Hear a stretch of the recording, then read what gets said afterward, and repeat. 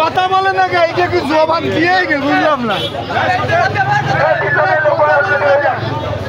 এটা কথা বলে না কে করবে না স্লোগান ধরো না